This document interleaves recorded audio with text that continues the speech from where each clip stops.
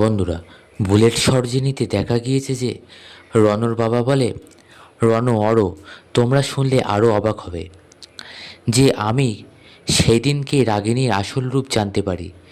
যেদিন ময়ূক এসে মানে সরোজিনীর বাবা ময়ূক এসে আমাকে প্রথম জানায় যে যদি প্রিয়, তোর বউ আর শ্বশুর আর সারা এরা সবাই তোর বিজনেসের পিছনে আলাদা একটা বিজনেস করে। আমি তো প্রথমে ওদের কথা শুনে বিশ্বাসই করিনি। তখন ময়ূক বলে, দেখ তুই কিন্তু ভুল করছিস, কারণ এরপরে তুই বেশি পস্তাবি, কারণ বিজনেসটা তোর নামে, দই যদি হয় তোর নামেই হবে। এরপরে আমি নিজে ইনভেস্টিগেট করে জানতে পারি যে ময়ূক যেটা বলেছে সেটা সত্যি। তখন রাগিনীরাও সবটা জানতে পেরে যায় যে আমি সমস্ত কিছু জানতে পেরেছি।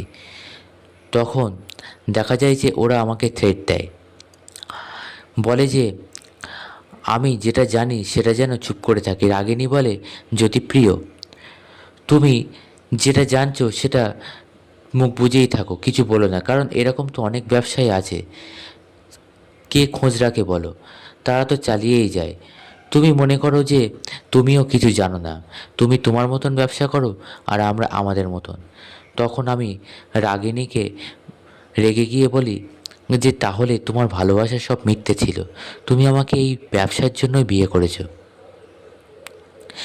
যেটা শুনে আমার শ্বশুরমশাই মানে তোমাদের দাদু তো আরও রেগে যায়। আর মামা মানে রাতুল মামা বলে, রাগিনী তুই ওকে আমার হাতে ছেড়ে দে, বলে রাতুল আমার ওপরে গায়ে হাত তোলে। এরপরে আমি ওখান থেকে যেভাবে হোক পালিয়ে বাঁচি। তারপরে এখানেই শেষ নয়, ওরা আমার পিছু নেয়। এরপরে দেখা যায় যে একটা খাদের ধারে নিয়ে যায় গাড়ি। তারপরে তো যেমনটা ঘটনা ওরা সাজিয়েছিল তেমনটাই হয়। তখন রণ বলে, তাহলে কলি ঠিকই বলে। কলি বলে যে একটা লাল গাছ দেখেছিল, লাল ফুলের গাছ, তার মানে ওরা তোমাকে যেখানে ফেলেছিল সেখানে নিশ্চয়ই একটা ফুলের গাছ ছিল। তখন রণর বাবা বলে, হ্যাঁ, আমার আপচা আপচা মনে পড়ে, যেখানে আমি পড়ে গিয়েছিলাম সেখানে একটা লাল ফুলের গাছ ছিল। এরপরে রণর বাবা বলে, এখানেই শেষ নয়, এরপরে আসে প্রীতিলতা আর ময়ূকের ঘটনা, মানে সরোজিনীর মা বাবা। এরপরে রাগিনী ওদেরকেও ছাড়ে না। তারপরে আমি ওখান থেকে সরোজিনীকে উদ্ধার করি। তবে প্রীতিলতা আর ময়ূক ওরা পালিয়ে বিয়ে করে, ওদের বিয়েটা বাড়ি থেকে মেনে নেয় না। তাই সরোজিনীদেরকেও সেইভাবে সরোজিনীর মামার বাড়িতে অনেকে চেনে না। তবে আমি ওখান থেকে উদ্ধার করে সরোজিনীকে সরোজিনীর দাদুর হাতে তুলে দেই, এবং সরোজিনীর দাদু সবটা জানতো।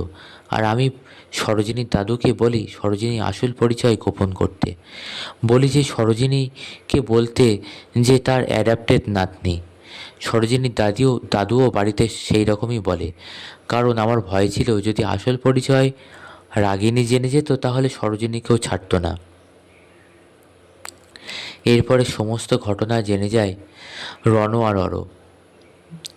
বন্ধুরা, এরপরে ঠিক কী হতে চললো জানতে চোখ রাখুন আমাদের চ্যানেলে।